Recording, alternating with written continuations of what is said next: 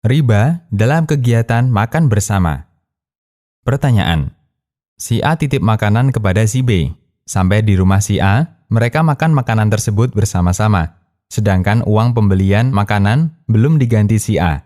Apakah si B makan riba? Jawaban. Bismillah, wassalatu wassalamu ala rasulillah, wa ba'du. Mengambil keuntungan sekecil apapun dari transaksi utang piutang dilarang dalam Islam. Sebagaimana yang dinyatakan oleh Fudalah bin Ubaid radhiyallahu anhu, kullu qardin jarra manfa'atan fahuwa riba.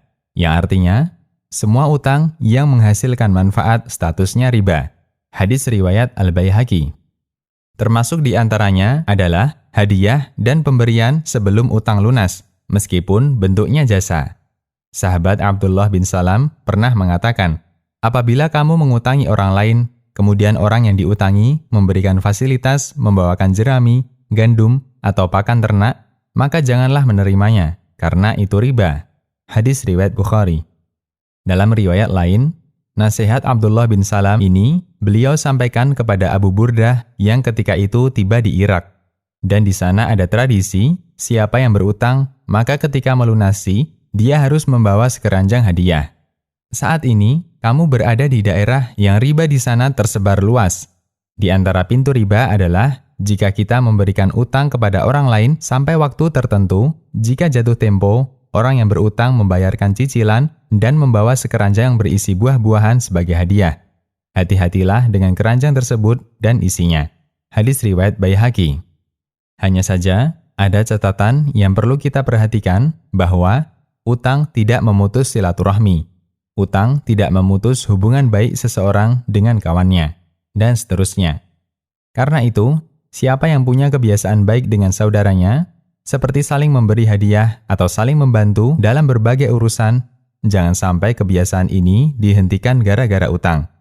Nabi SAW bersabda, tahadu tahabbu, yang artinya, saling menghadiahilah, niscaya kalian saling mencintai. Hadis riwayat Bukhari dan dihasankan Al-Albani. Karena itulah, kaitannya hadiah dengan akad utang piutang dibagi menjadi dua. Satu, hadiah yang diberikan karena latar belakang akad utang piutang. Andai tidak berlangsung akad utang piutang, tentu tidak akan ada hadiah. Dua, hadiah yang tidak ada hubungannya dengan akad utang piutang. Meskipun keduanya kadang melakukan akad utang piutang. Misalnya, kakak adik, mereka sudah terbiasa saling memberi hadiah ketika lebaran. Suatu ketika, adik utang ke kakak.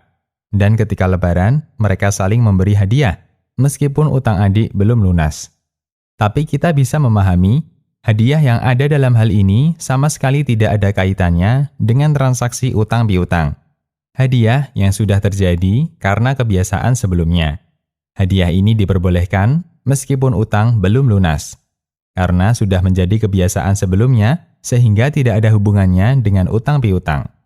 Dari Anas bin Malik radhiyallahu anhu, apabila kalian mengutangkan sesuatu kepada orang lain, kemudian orang yang berutang memberi hadiah kepada yang mengutangi atau memberi layanan berupa naik kendaraannya dengan gratis, janganlah menaikinya dan jangan menerimanya, kecuali jika sudah terbiasa mereka saling memberikan hadiah sebelumnya.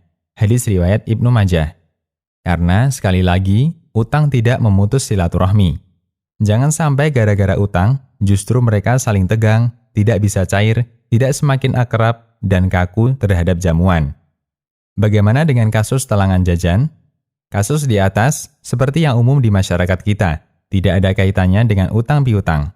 Dalam arti, mereka sudah terbiasa melakukannya meskipun mereka tidak terlibat dalam akad utang piutang. Sehingga, makan bersama di sini sama sekali tidak ada hubungannya dengan utang. Insya Allah dibolehkan dan bukan riba. Demikian, Allahu a'lam.